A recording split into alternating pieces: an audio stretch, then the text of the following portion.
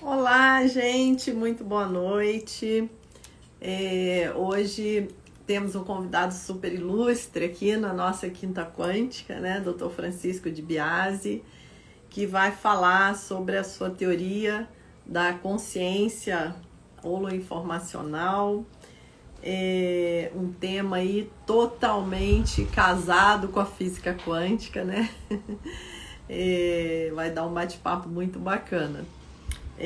Eu tive contato com o Dr. Francisco, deixa eu colocar aqui o óculos um pouquinho só para ir vendo aqui. Ah, ele entrou aqui, deixa eu já mandar o convite para ele. Só um pouquinho.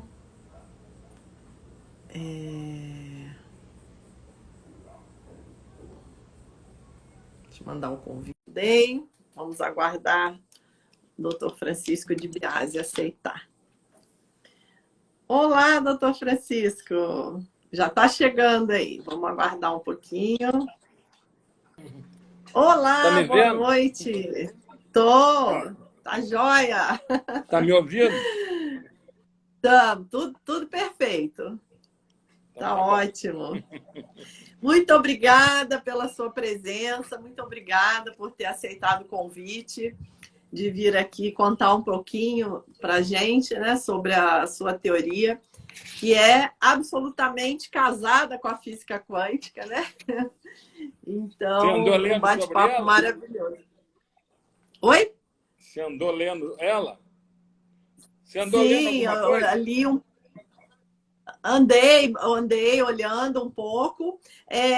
Deixa eu contar aqui para o pessoal. Na verdade, eu tive meu primeiro contato, né, com o Dr. Francisco quando eu estava escrevendo meu livro Quantum Primordial, há 2 anos atrás.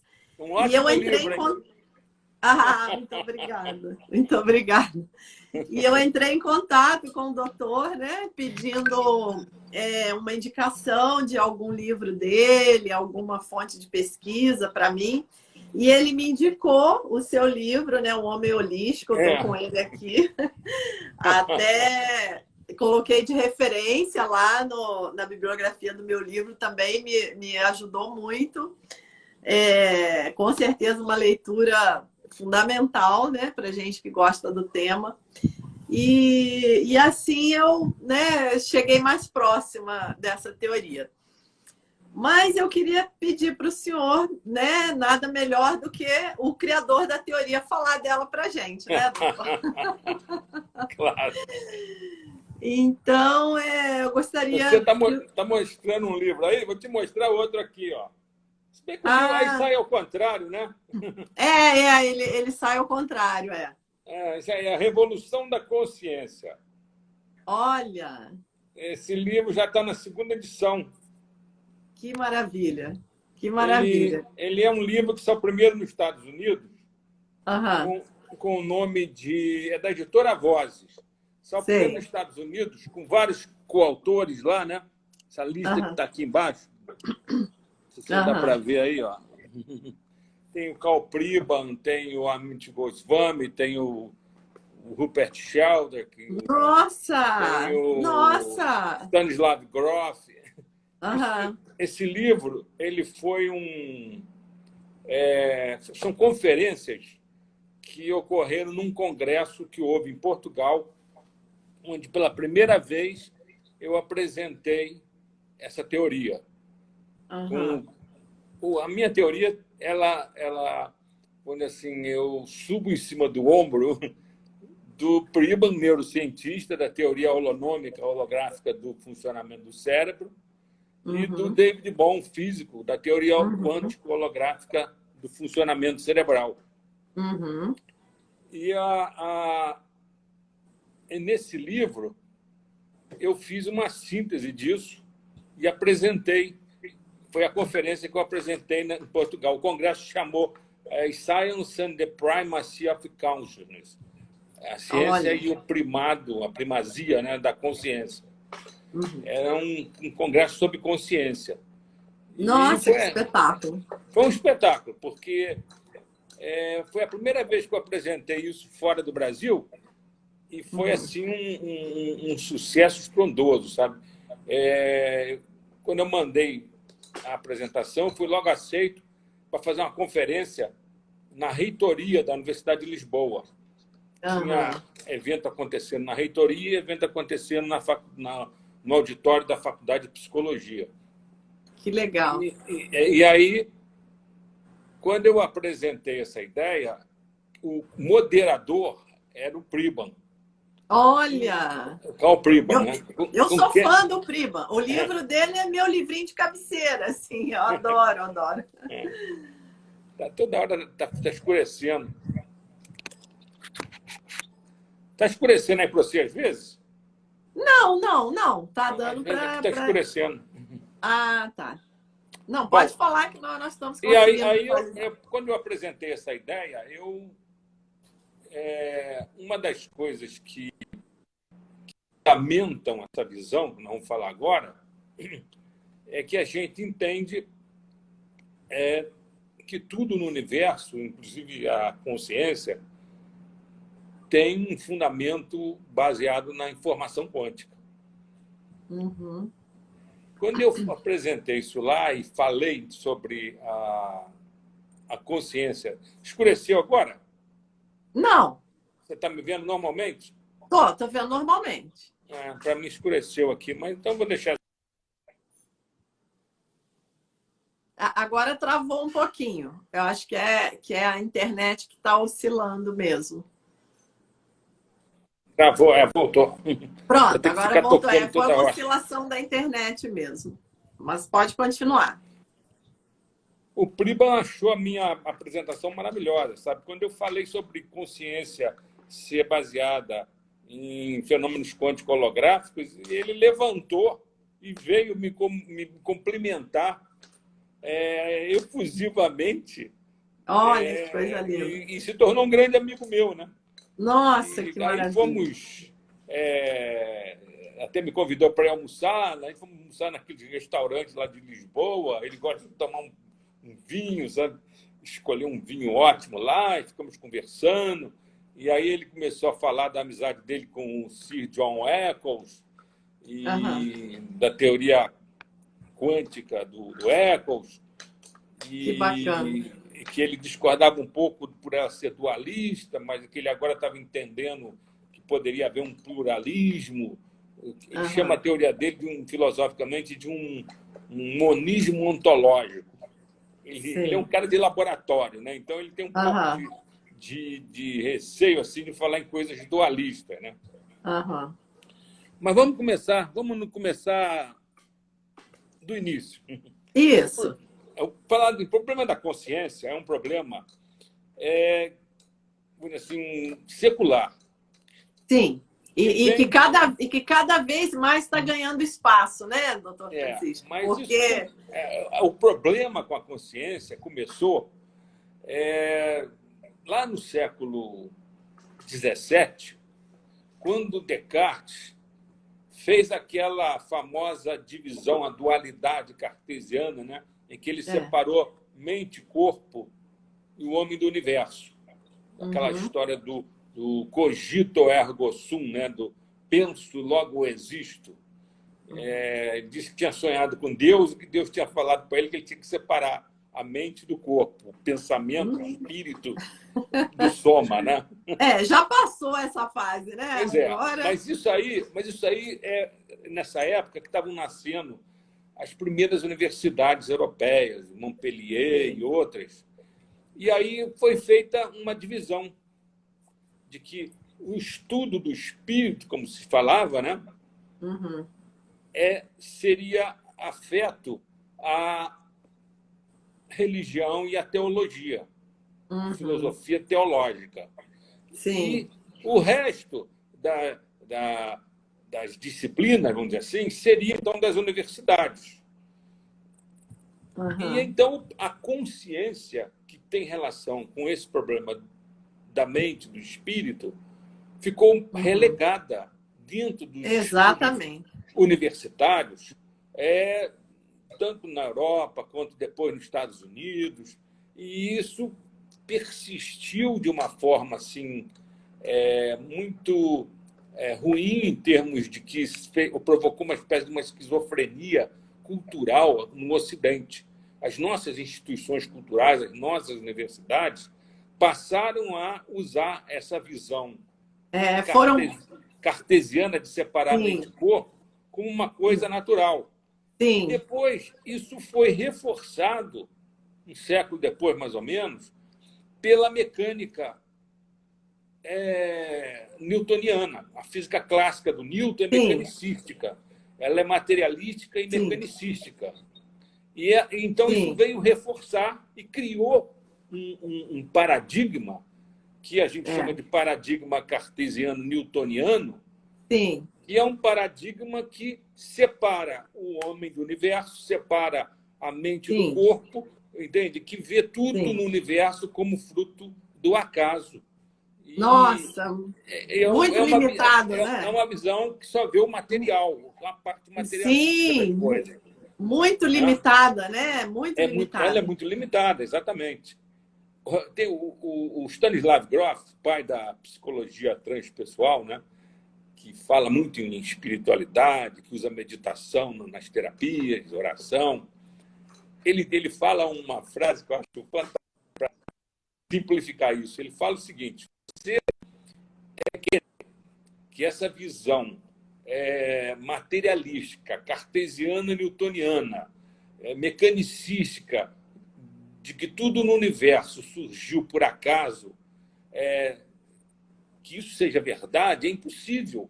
Que seria a mesma coisa que você Lógico. querer que você imaginasse um super ferro velho e que passasse um super furacão em cima desse ferro velho e saísse prontinho um Boeing 767. Entendeu? Seria isso que seria o acaso criando um universo. Não é impossível isso, entendeu? Não tem Ao como, acaso, né? se juntar todas essas peças, surge uma máquina perfeita, né? Como é esse universo. Sim, sim, sim. Bom, quando chegou no século XX, com o surgimento, nos anos 20, 30, da física quântica, e lá em 1905, com a teoria da relatividade do Einstein, houve uma mudança completa da visão de mundo, né?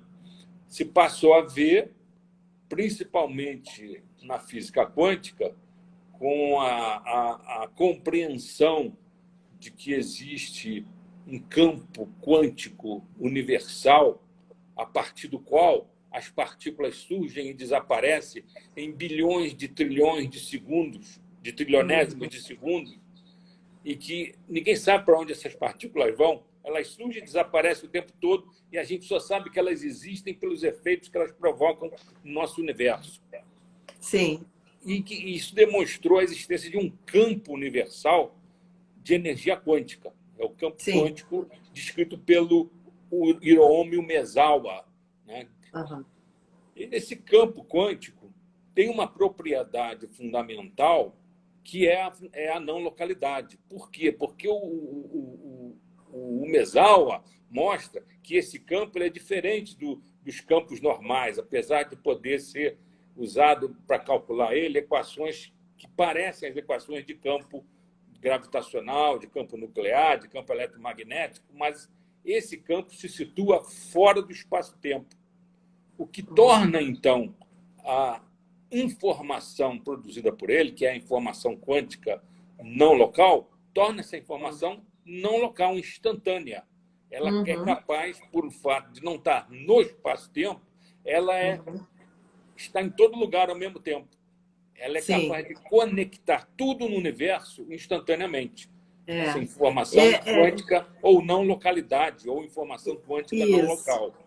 Eu vou abrir só um parênteses aqui, que eu prometi para o pessoal que a gente ia falar numa linguagem que todo mundo ia entender. Então, tá dando para entender, não? Tá dando para entender, mas vou só fazer um parênteses aqui para quem está chegando, por acaso alguém não conheça ainda a não localidade, ou já ouviu falar, mas não sabe bem o que é, como o doutor Francisco explicou.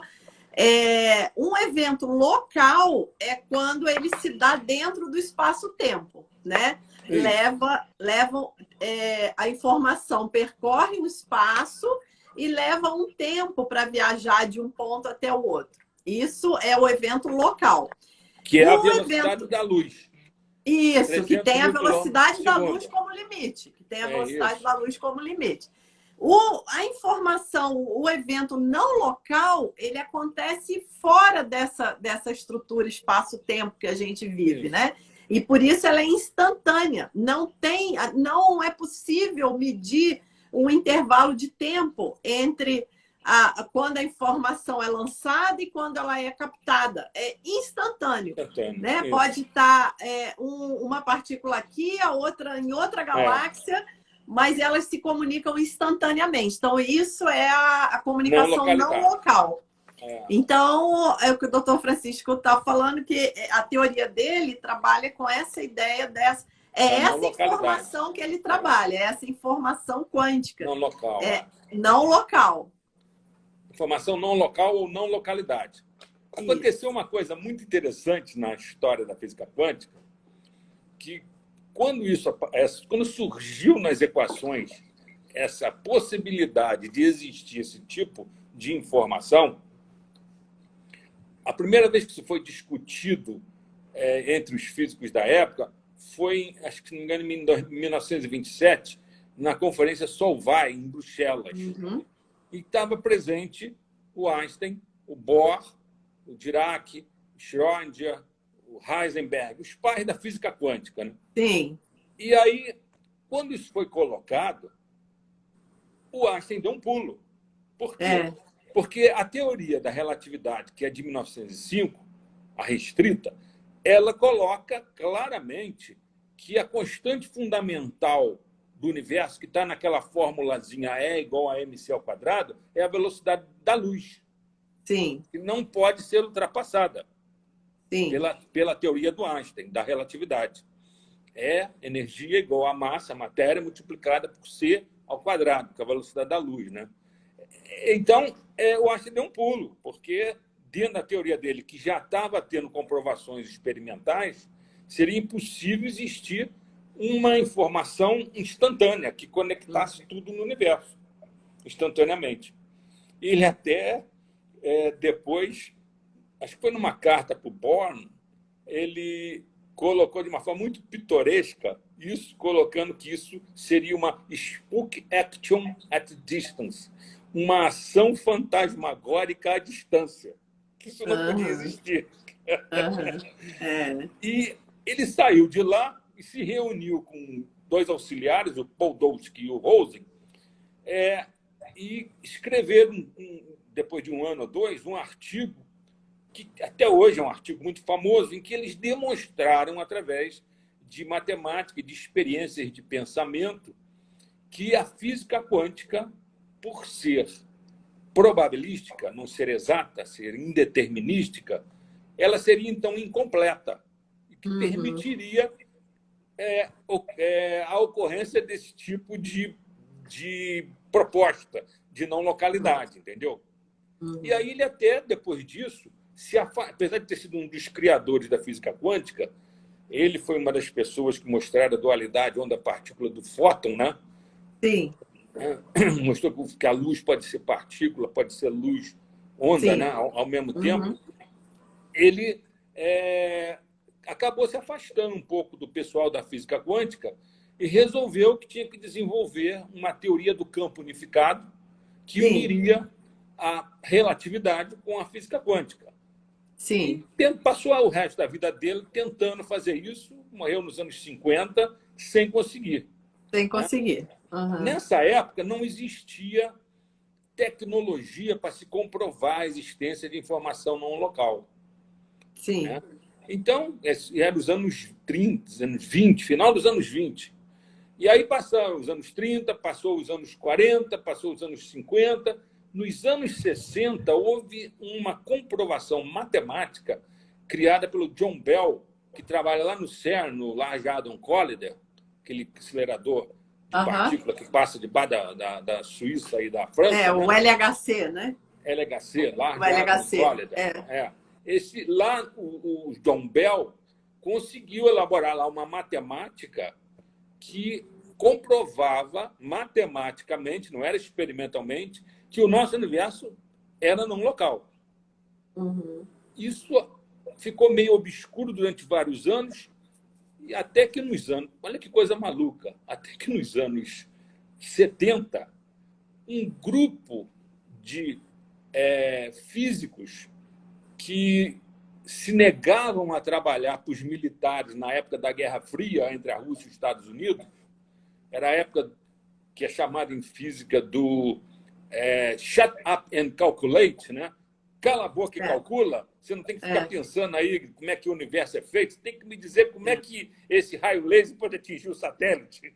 Calcula. Mas até hoje isso ainda está nas universidades, né? Pelo menos quando eu estudei ainda tinha. Shut up and calculate. Cala a boca e calcula. Foi a época do cala a boca e calcula. Mas aí um grupo que se negava a participar disso e que foi chefiado pela Elizabeth Rauscher, que era uma moça que trabalhou na NASA. Eu conheci ela num congresso aqui no Brasil.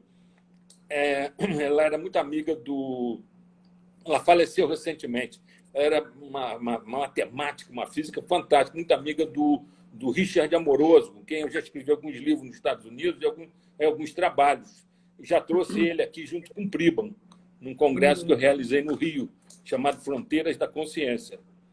E a Rauscher conseguiu reunir um grupo de físicos, que era o Nick Herbert, o Jacques Sarfati, o Fred Alan Wolf, algumas pessoas que queriam usar o que o Bell tinha desenvolvido em termos de matemática e a possibilidade de essa informação num local ser uma coisa que realmente fosse uma propriedade fundamental do universo, queriam usar isso em meditação, em experiências de visualização remota, em paranormalidade. Achavam que isso dava para explicar esses fenômenos todos.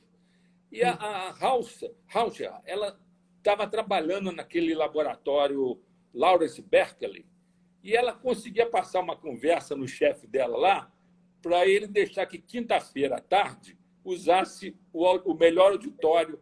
E ela chamava essa turma, que, na verdade, eles eram como se fossem hippies. Eles não tinham um emprego, viviam daqui e dali, e ela chamava todo mundo para bater papo sobre esse assunto. Isso está tudo num livro recente, muito bom, chamado How the Hippies Saved Physics. Como os hippies salvaram a física.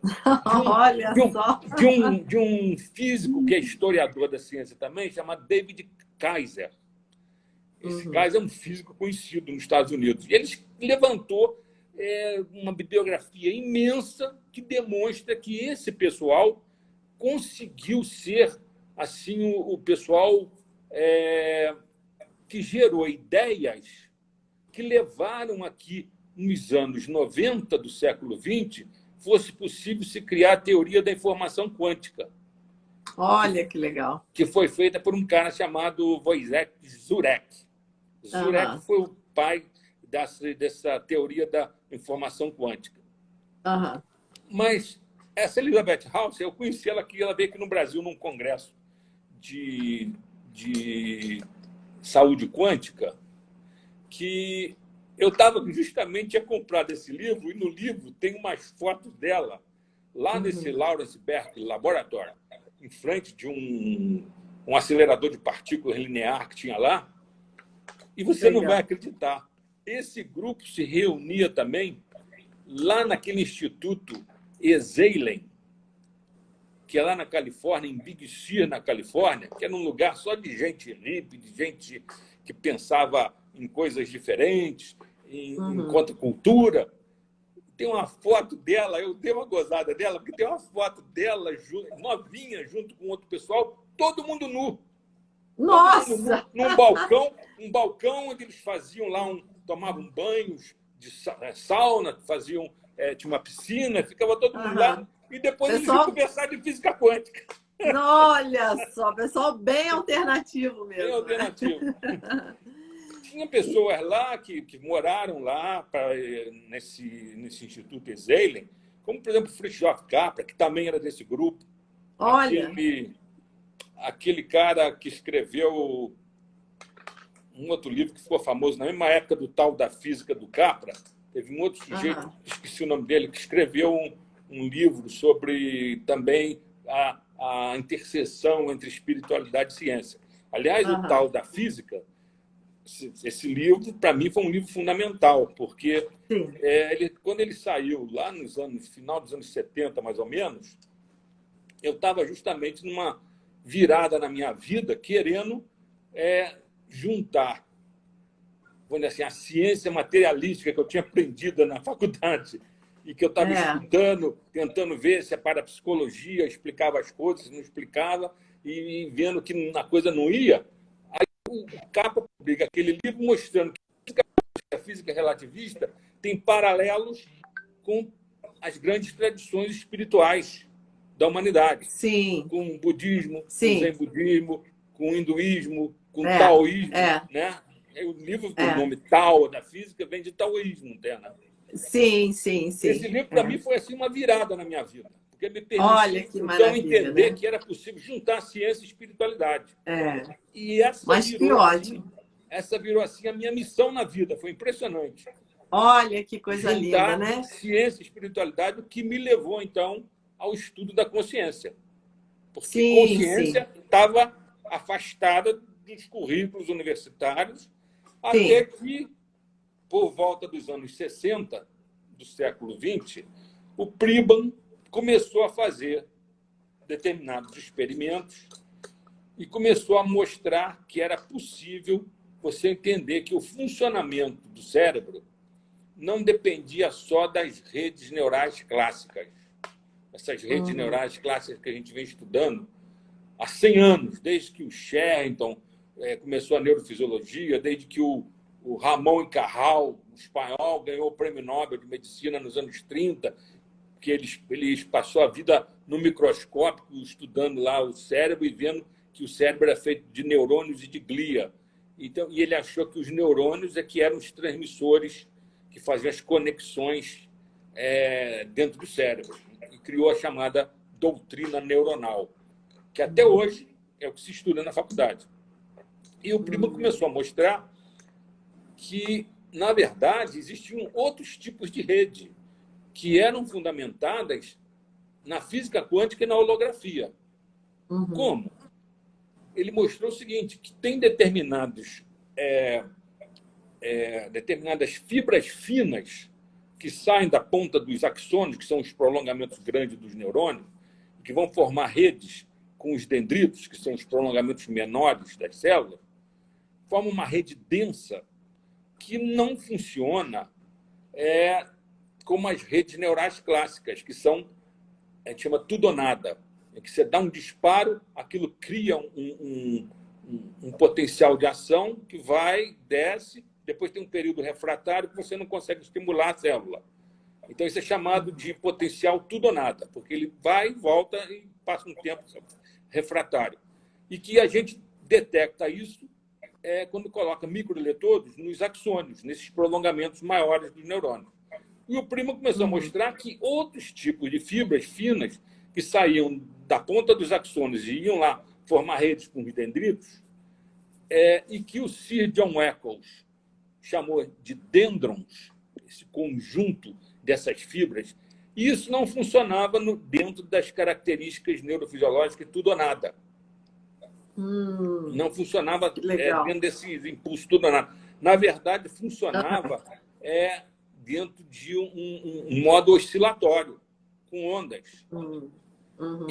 E o Eccles conseguiu, então, até mostrar, junto com outros que estavam estudando isso na época, que o que a gente detecta no eletroencefalograma, ondas alfa, ondas beta, ondas delta, ondas gama, na verdade, são decorrentes dessas redes, que são oscilatórias, criam ondas. Nós não detectamos no eletroencefalograma esses disparos dos axônios, que a gente vê nos galvanômetros como um potencial que sobe e desce. No eletroencefalograma, a gente detecta ondas. Tá? Bom, então, o Priban começou a ver que nessas redes se formavam campos eletromagnéticos. Você sabe que em torno das membranas das células, que nas membranas das células tem um potencial de repouso de menos 70 microvolts. E onde tem eletricidade, que a gente estuda no colégio, né? existe magnetismo, é o campo eletromagnético. Sim. Né? É. Então, o Friedman começou a demonstrar que os campos eletromagnéticos que se formavam em volta dos neurônios ali que formavam essas redes oscilatórias, esses dendrons, como foi denominado pelo Sir John Eccles, é que esses campos eles interferiam uns com os outros quando estão próximos ali, formando padrões de interferência que podem ser calculados se você usar as equações, as transformações de Fourier. Fourier foi um matemático do século XVIII que criou uma equação que mostra que se você misturar um monte de ondas, você pode, pela equação dele, obter uma resultante. Tá? E o Friedman usou isso e mostrou que esses campos eletromagnéticos em torno das membranas neuronais eram possíveis de você calcular eles usando as equações do Fourier. E mais, isso que é o mais importante, um sujeito nos anos 40, que ganhou até o prêmio Nobel, porque foi o pai da holografia, chamado Denis Gabor, demonstrou que você pode pegar as equações do Fourier e da resultante, da mistura de onda, você vai ter uma resultante. Você pode calcular essa resultante. Você pode fazer o cálculo inverso. A função de Gabor, as equações do Gabor, Denis Gabor, mostram que você pode pegar a resultante e voltar para o espaço-tempo, onde essas frequências se originaram. Né? Isso ocorre naturalmente na visão. Quando eu estou olhando,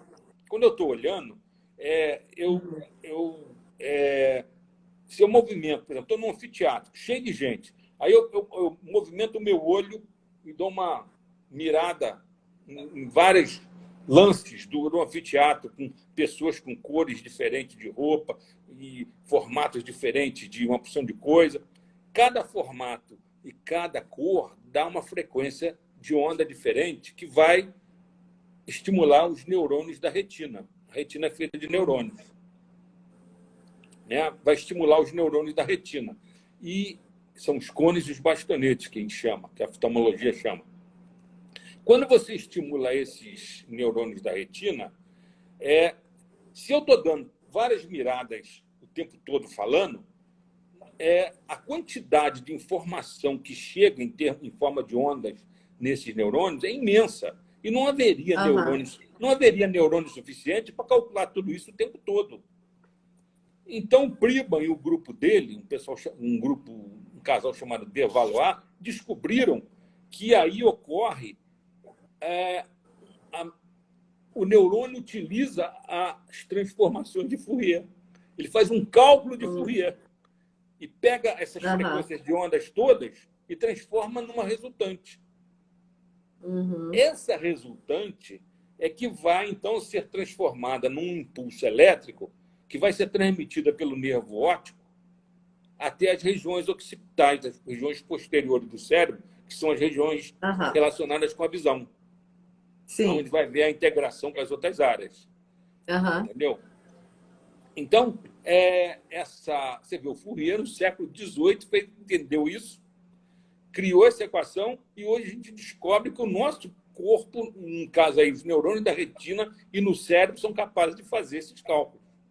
Olha, é fantástico, né? Mas aí acontece o seguinte, quando você faz o cálculo inverso, que é você voltar da resultante para as frequências que estão chegando no olho, que estão relacionadas com o espaço-tempo em torno de você, essas frequências estão vindo de formas e de cores que eu estou vendo no mundo da realidade aqui, espaço-temporal. Então, quando eu faço o cálculo inverso, usando a função do Gabor, do Denis Gabor, eu consigo voltar da resultante para o espaço-tempo.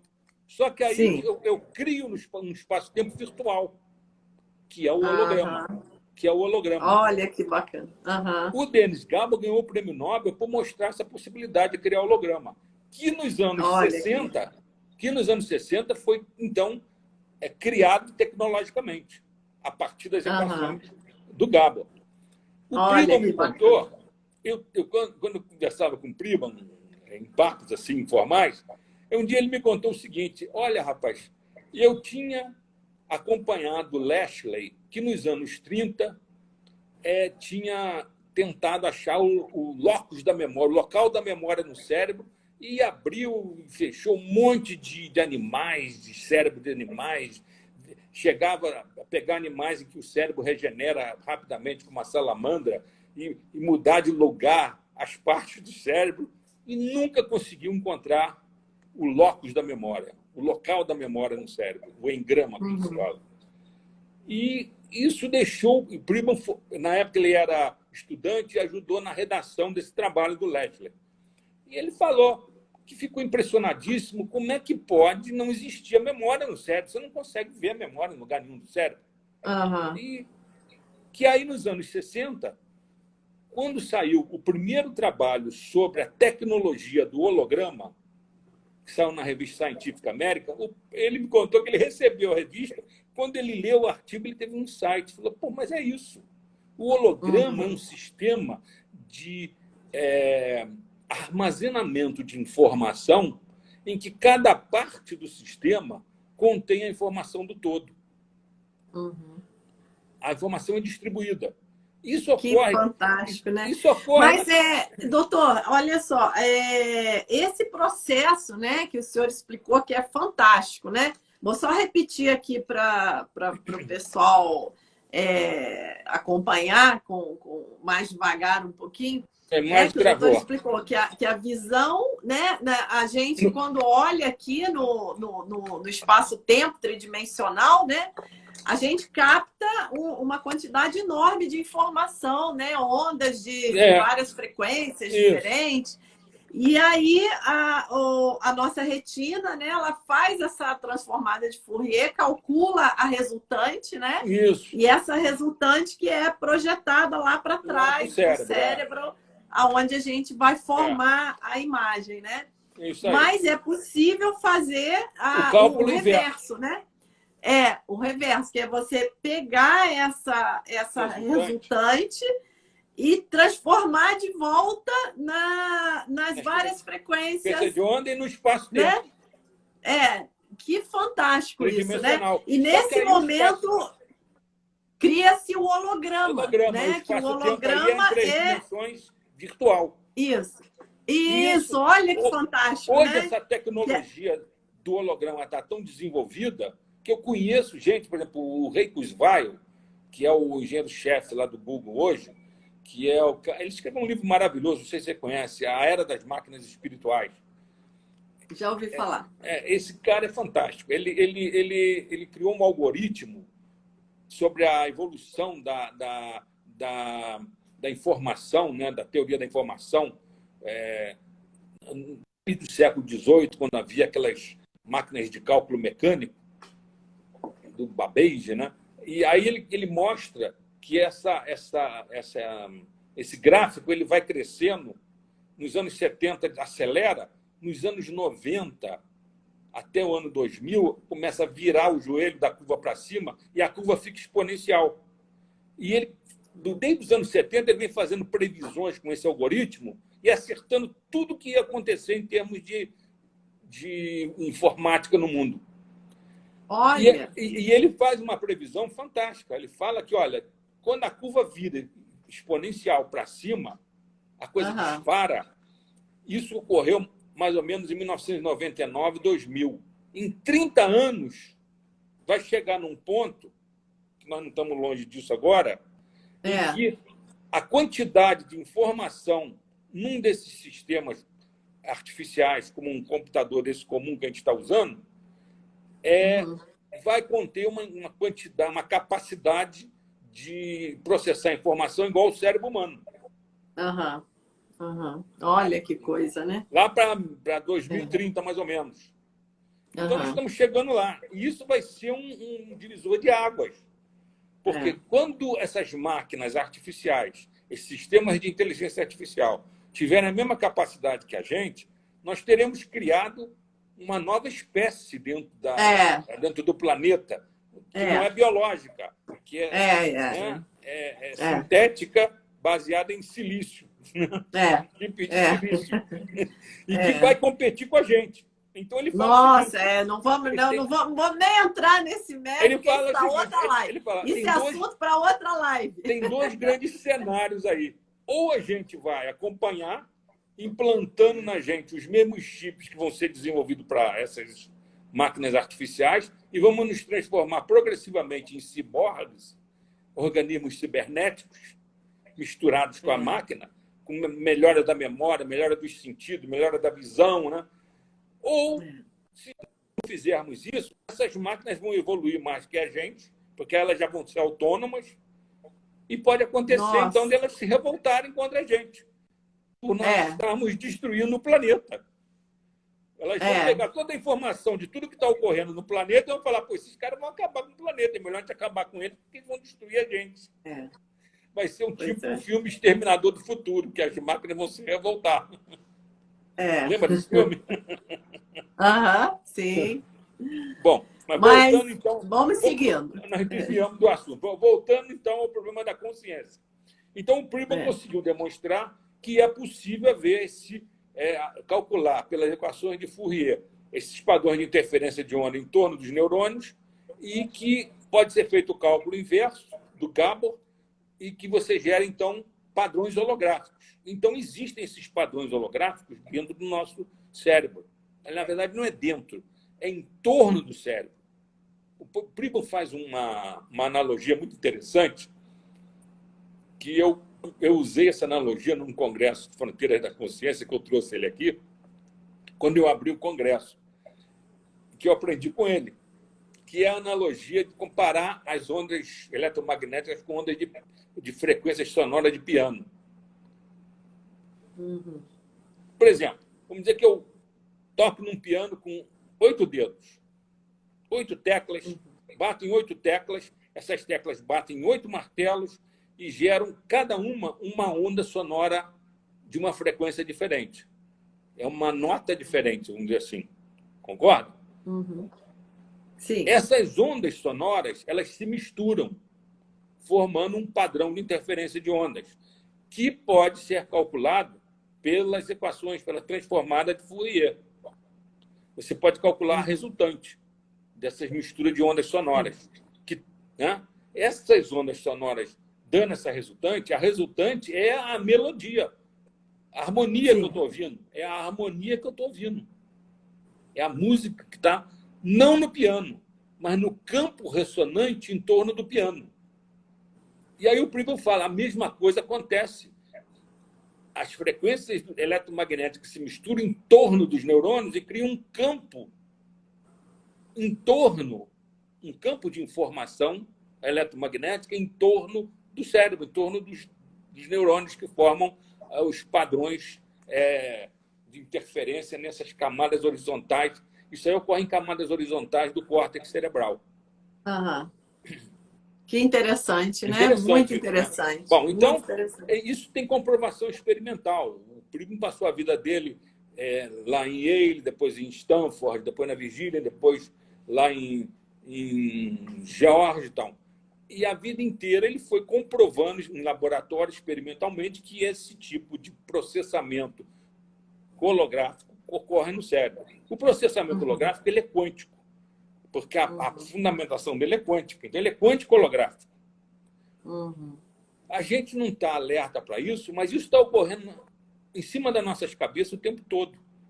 Sistemas holográficos em que cada parte contém a informação do todo, que a informação é distribuída. Existe em torno do planeta aqui um monte de padrões eletromagnéticos, um monte de ondas, de internet, de rádio, de TV, que tudo está se misturando, formando padrões de interferência enorme. Né? E a informação nesses sistemas ela é totalmente distribuída, ela está em todo lugar ao mesmo tempo, porque ela é não local, ela é quântica não local. Sim. Então, por exemplo, você vai lá e coloca a tua televisão para pegar um canal lá da Rede Globo. Esse canal que você está pegando da Rede Globo, não é a antena da Rede Globo não está transmitindo uma coisa específica para o teu aparelho de televisão. Ela está fazendo uma difusão, tem a radiodifusão e a TV-difusão, né? Essa difusão está espalhando as ondas, cria padrões de interferência, a informação vira padrões quântico-holográficos que é distribuída em todo lugar ao mesmo tempo. Eu acesso, desde que eu coloque na frequência certa, eu acesso aqui, acesso em Porto Alegre, acesso no Amazonas, acesso em Roma, a mesma informação, porque ela é distribuída. Então, Friedman comprovou que há essa distribuição holográfica de informação no cérebro. Por isso que você não consegue encontrar no cérebro a memória a longo prazo. A gente encontra a memória a curto prazo, que está nos hipocampos, que são umas estruturas por dentro do lobo temporal, que é a lateral do cérebro, é onde tudo que você passa no dia a dia vai sendo armazenado. Só depois que você dorme, e principalmente durante o sono REM, dos movimentos oculares rápidos, Rapid Eye Movement, né? Sono REM, que é o que você sonha, esse hipocampo faz, então, uma interação com o córtex cerebral e a informação passa a ser distribuída no córtex cerebral. Só que o Friedman demonstrou que ela está distribuída de uma forma geral, não está localizada em lugar nenhum. E a gente, quando opera os pacientes, por exemplo, com tumores grandes no cérebro, tumores benignos, por exemplo, meningiomas, das meninges, que são as membranas que envolvem o cérebro, às vezes formam tumores que vão crescendo lentamente, lentamente. Quando você vai operar, às vezes o tumor está num limão ou de uma laranja. Aí você, quando opera, tira aquilo tudo, fica um vazio ali naquele local onde estava aquele tumor, que ele comprimia o cérebro ali, e uma área do cérebro, às vezes, foi até destruída. Você fica impressionado que, apesar dessa lesão, desse buraco grande que fica ali no cérebro da pessoa, não altera a memória dele automática, vamos dizer assim, das coisas do dia a dia, mas memórias relacionadas com coisas longínquas podem ser alteradas, porque perde, às vezes, essa conexão holográfica. Bom, que lindo, né? Então, ele mostra que a memória é holográfica, né? Exatamente. Cada parte contém o todo, né? Então, não tem... Isso. Isso é uma característica dos hologramas, gente. O pessoal que está chegando, está vendo esse assunto pela primeira vez, né? A informação do todo. Isso é uma característica principal do holograma, que se você pegar um pedacinho dele, ele contém a informação do todo, naquele pedacinho. Bom, aí, olha só, eu estudando isso tudo, que eu sou neurocirurgião, então, a área de neurociência vamos dizer assim, é onde eu navego, né? Eu estudando isso tudo, eu tomo conhecimento de que existe uma teoria quântico-holográfica do universo, da estrutura do universo, da estrutura subatômica, atômica do universo, que é a teoria do David Bohm. Sim. Que é quântico-holográfica. E aí eu fui estudar essa teoria do David Bohm. Fiquei impressionadíssimo, porque ele mostra que o nosso universo é feito de uma ordem manifesta, mas que tem por trás uma ordem oculta de frequência e de onda. A ordem manifesta, que é o nosso universo, a nossa realidade, ela é holográfica. É feita por padrões holográficos, que é feita a partir de frequências de onda de uma ordem oculta que ele chama ordem implícita. E a ordem manifesta é a ordem explícita. Essa teoria do David Bohm é maravilhosa. E essas duas ordens são conectadas instantaneamente por um tipo de informação não local, instantânea, que ocorre continuamente o tempo todo, que ele chama de holomovimento.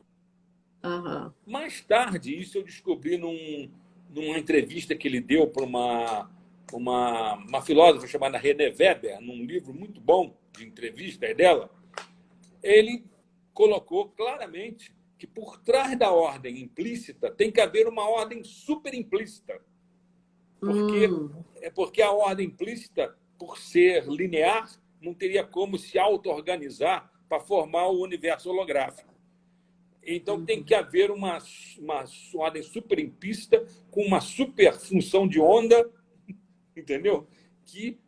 Olha só, que a partir da qual seria possível você poder manifestar matéria, vida e consciência. A própria consciência poderia ter origem nessa ordem superimplícita. Uhum. A teoria do David Bohm está sendo muito falada atualmente e considerada de que o universo é de natureza holográfica, né? O nosso universo material é de natureza holográfica, porque esses telescópios espaciais, Kepler e o mais antigo, como é que ele chama? Hubble, esses telescópios espaciais estudando o universo e a astrofísica estão demonstrando que o nosso universo é de natureza holográfica. Olha. Bom, e eu venho propondo, desde que eu apresentei essa ideia de que... não falei. A ideia é a seguinte, eu tive um insight.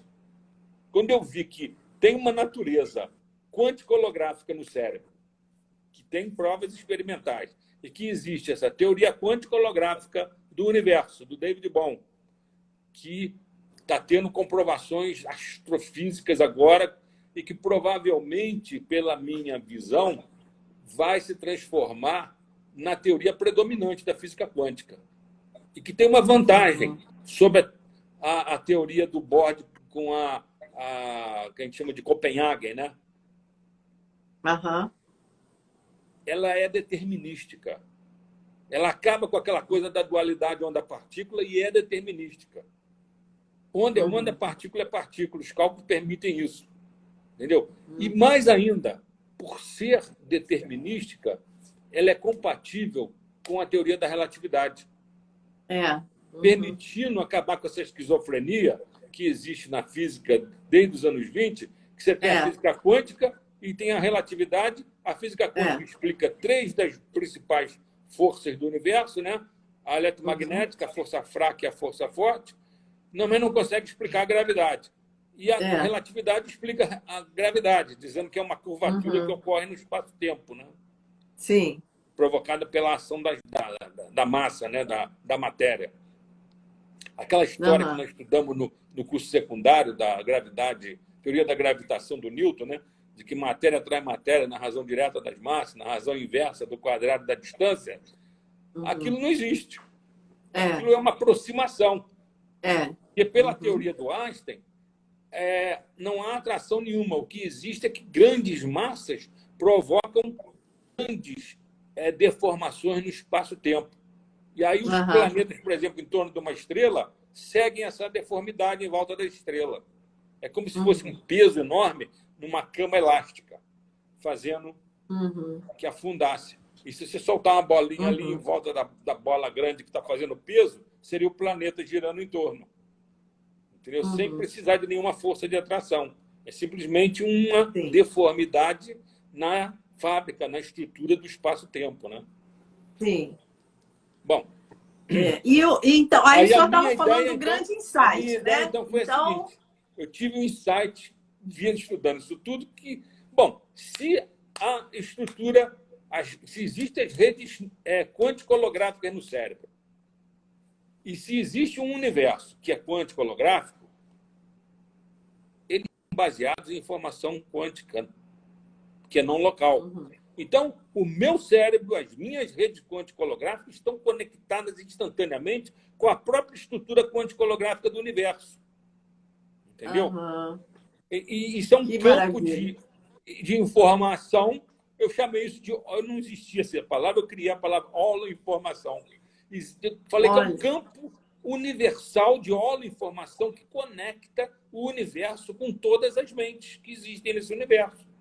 Nossa, que coisa maravilhosa. E mais, que devido às coisas serem parecidas com a mente, a própria estrutura do universo ela é mais parecida com uma mente do que com um mecanismo, do tipo que a física clássica diz que é, como se fosse uma mesa de bilhar, que você pode calcular tudo.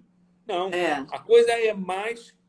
Aliás, me lembrei aqui agora, aquele astrônomo inglês dos anos 60, Sir James Jeans, quando ele começou a ver o que a física quântica estava mostrando, ele falou: o universo está começando a se parecer muito mais com uma mente do que com um mecanismo. Sim. Porque tinha aquela ideia cartesiana, né? Do universo como um grande relógio. É, Né? exatamente. Aliás, não sei se você sabe de uma história sobre isso, que eu acho fantástico. O cara que chegou a criar, a fazer uma síntese da astronomia da época, em 1870, por aí, foi o Laplace, um astrônomo mais famoso da época. Ele fez um livro famoso sobre cosmologia e ele foi financiado pelo Napoleão. Sim. Aí, quando ele terminou o livro, teve um jantar lá na corte e tal, e ele entregou lá o livro dedicado para o Napoleão. Napoleão agradeceu e tal, mas o Napoleão não era bobo, não. Ele era um guerreiro, mas ele lia as coisas. Ele leu o livro do Laplace. Numa outra reunião, ele vira lá e fala assim: senhor Laplace, li o seu livro e estou impressionado com uma coisa. Em nenhum momento no seu livro o senhor falou em Deus. Sim. Você sabe que aí o Laplace deu aquela resposta clássica e arrogante do cientista materialista? Ele virou para o Napoleão e falou assim: eu não tive necessidade dessa hipótese. É uma arrogância isso, né? Uma arrogância. Mas aí a gente consegue entender bem o nascimento desse paradigma clássico cartesiano, né? No materialista, né? Exatamente. E hoje, com a física quântica e a física relativista, é impossível o universo ser entendido dessa maneira. O universo é como se fosse uma mente, realmente. E nós estamos conectados com ele. Eu até costumo dizer o seguinte, com essa ideia holoinformacional de que a informação quântica, a consciência é a informação quântica, quântico-holográfica, e ela conecta instantaneamente com a estrutura quântico-holográfica do universo, essa ideia faz a gente ver que nós somos o universo, nós somos essa mente. Nós somos o universo que está se vendo e se compreendendo através da nossa consciência. Olha, que espetáculo, né? Nós somos fruto de uma evolução aí de quase 14 bilhões de anos. Desde o Big Bang, né? Parece que são 13 bilhões e 700 milhões de anos de evolução. Que gerou informação, energia, matéria, vida e consciência. Informação quântica. Né? E isso tudo foi se complexificando cada vez mais numa cosmosfera, numa biosfera. Na cosmosfera, assim, os códigos informacionais são os códigos atômico-nucleares, que permitem formar as galáxias e os planetas. Quando isso se complexifica mais, gerando biosferas, a informação está armazenada, vamos dizer assim, em macromoléculas, como as macromoléculas de ácido nucleico, DNA, RNA e de proteínas. Né? Aí gera as biosferas no universo. As biosferas evoluem, a vida evolui. Gera vida e a vida evolui. Chega a um ponto que começa a surgir sistemas neurológicos, sistemas nervosos. E aí surgem as redes neurais clássicas. Essas redes neurais clássicas, são mais complexas ainda. Além de utilizarem DNA, RNA de informação tirada desses ácidos nucleicos, utilizam neurotransmissores que ajudam na transmissão entre as células nervosas e íons como cálcio, magnésio, sódio, potássio, que entram e saem pelas membranas celulares, formando os potenciais de ação e de repouso. Então, isso já é uma complexificação maior ainda. Mas aí a coisa não acabou aí. Tem também as redes quântico-holográficas, descritas pelo Karl Pribble, entendeu? Que geram, então, a consciência, a autoconsciência. Então, é um nível em que o universo consegue ter autoconsciência de si mesmo através da nossa mente, da nossa consciência. Nossa, mas é a própria conciliação da ciência e espiritualidade, né, doutor? Claro, exatamente. Que coisa maravilhosa! Olha, como que você define espiritualidade? Espiritualidade é definida como aquilo que te religa à tua fonte. A própria palavra religião vem de religare, de religio. Religare, né? porque é o que te religa à tua fonte, que seria a fonte divina. E a nossa fonte é esse universo, é essa mente universal, que é uma mente quântico-holográfica que é conectada com a nossa mente.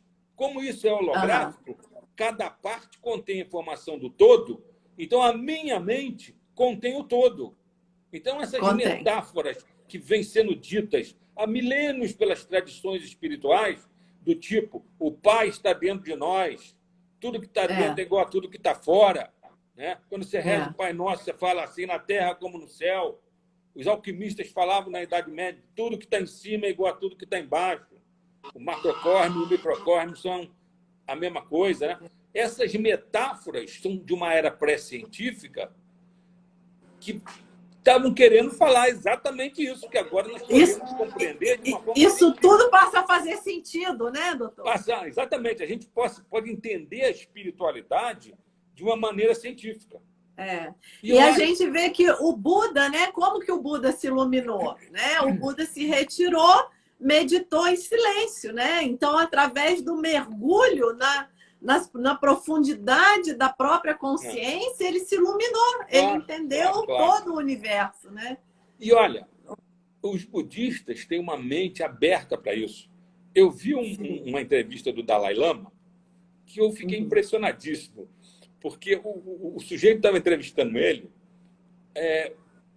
foi depois de uma dessas reuniões. Não sei se você sabe que o Dalai Lama faz anualmente umas reuniões com neurocientistas nos Estados Unidos, de Harvard, de Stanford. Ele se reúne uma vez nos Estados Unidos e no outro ano lá em Dharamsala, na Índia, onde o Dalai Lama vive. Né? E aí os neurocientistas, os neuropsicólogos debatem com aqueles monges que estudaram lá os mestrados e os doutorados das universidades tibetanas, que entendem de filosofia e psicologia tibetana, budista. Né? E aí, nessas conversas, surgem coisas maravilhosas, porque você vê que as coisas se encaixam.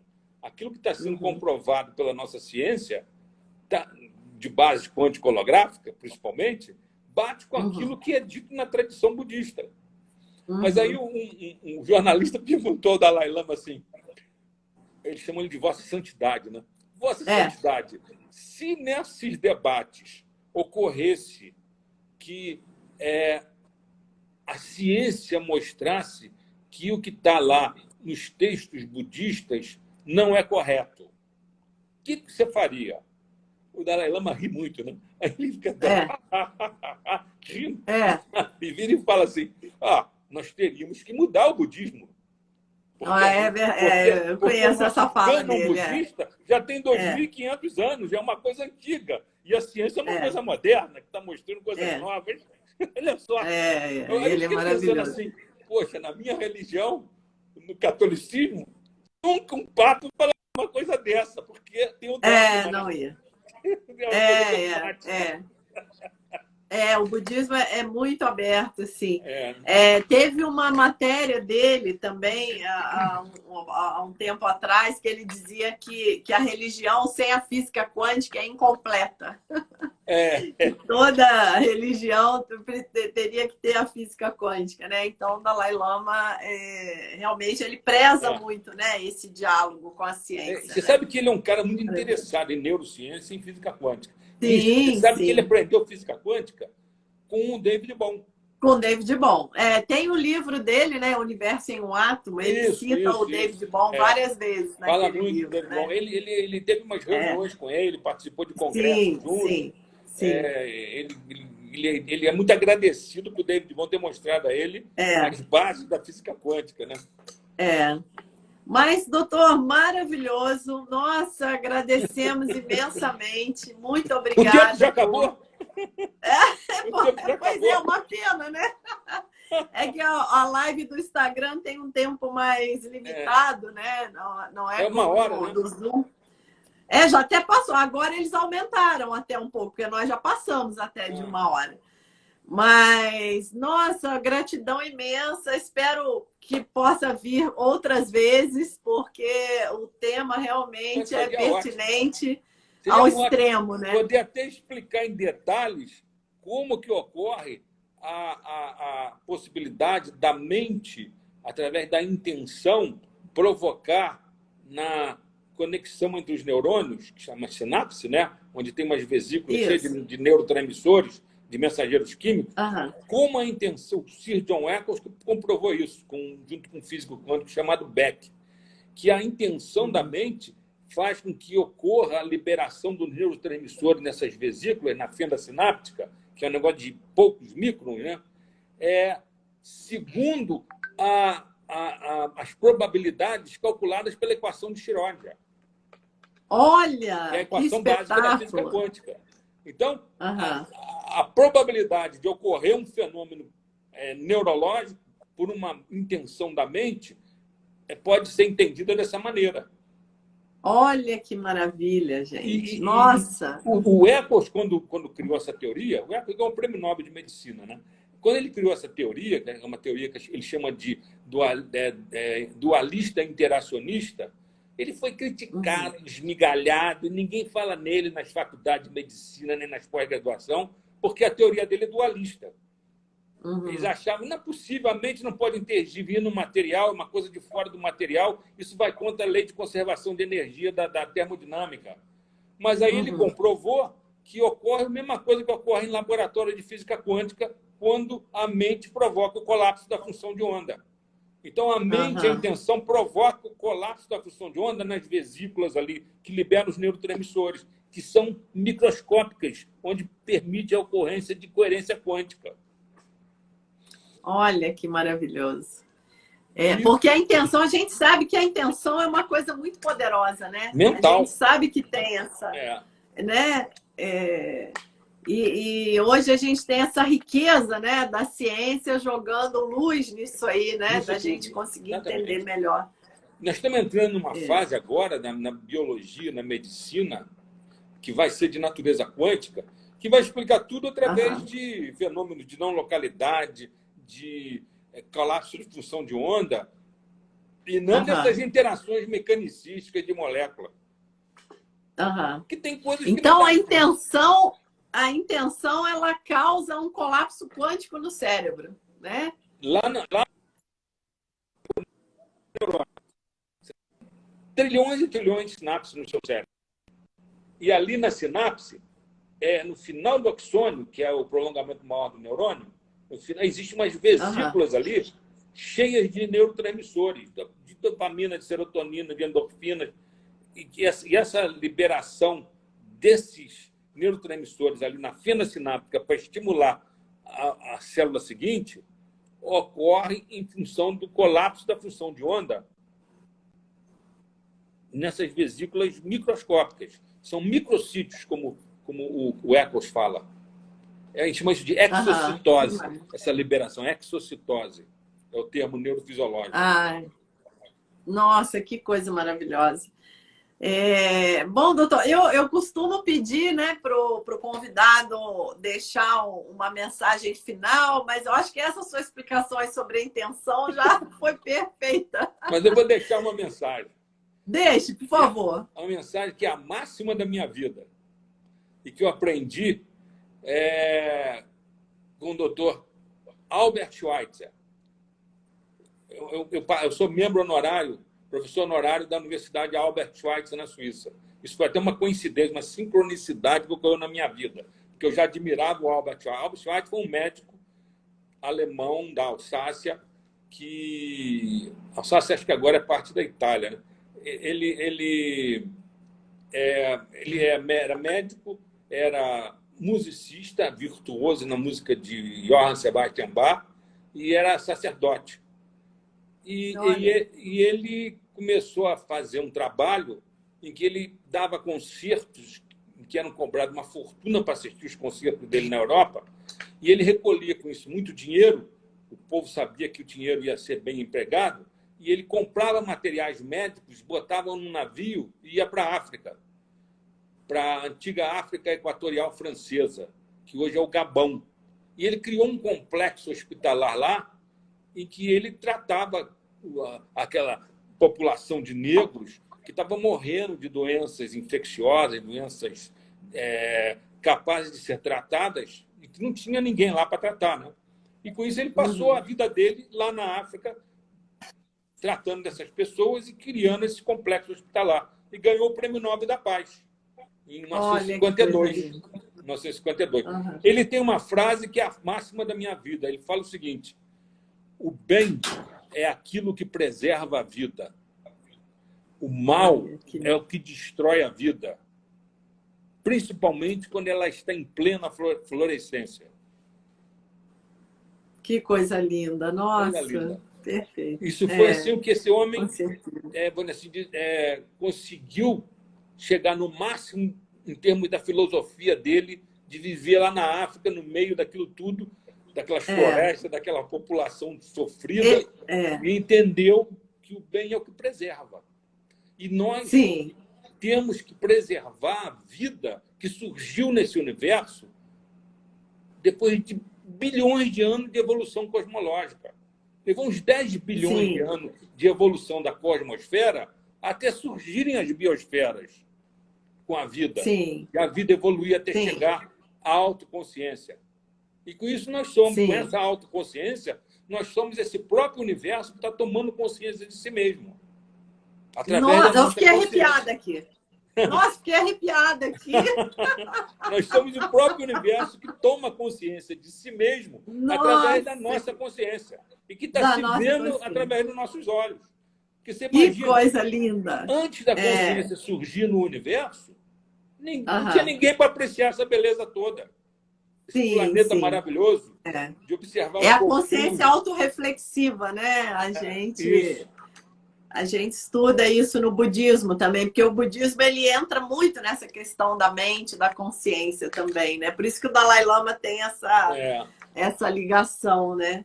Mas, eu tenho uma certa ligação com o budismo, sabe? Eu já fiz vários seixins lá no mosteiro Zen budista, lá em Vitória. Lá em... mas com certeza. Eu não precisava nem você falar, que eu já sabia. Eu vou para lá, sento naquela almofada lá, fico meditando lá com aqueles monges. Que coisa maravilhosa, né? Maravilhoso. Faço meditação, porque eu normalmente faço meditação transcendental, todo dia. Mas lá eu faço aquela meditação zen budista. Sim, maravilhosa. Doutor, já está convidado para voltar. Nós vamos só marcar uma outra data. Ok, combinado. Porque, olha, uma física quântica conversar com um neurocientista, uma pessoa com uma teoria que casa a física quântica com a neurociência um sonho, né? Você gravou isso tudo?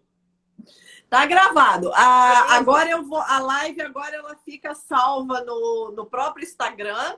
E eu também baixo o vídeo lá no canal do YouTube. Depois eu mando para o senhor o link do YouTube. Me manda o link para me ver. Porque o vídeo do YouTube é mais fácil de compartilhar. A gente manda pelo WhatsApp. Tá bom. Então, gente, pessoal que está aí assistindo, vai ficar lá no canal do YouTube também. Vocês podem pegar o link lá que fica mais fácil. O canal é seu nome? O canal é Física Quântica e Espiritualidade. Tá. Quando eu mandar o link, né? Aí já clica, já cai lá dentro do canal, aí vocês já assinem o canal, já se inscrevam, aquela coisa toda. Ok. Que aí vocês já seguem as próximas publicações também. Tá bom. Doutor, gratidão infinita. Muito obrigado por compartilhar tanto conhecimento precioso. Eu que agradeço poder falar de tudo. Nossa, nós que agradecemos. Realmente foi um quantum de energia aí poderoso. Fazendo jus à frase aí que o senhor trouxe, né? Muito obrigada mesmo. Espalhou muito bem para todos nós aqui. Tá bom. Um abraço enorme. Até a próxima. Até breve. Falou.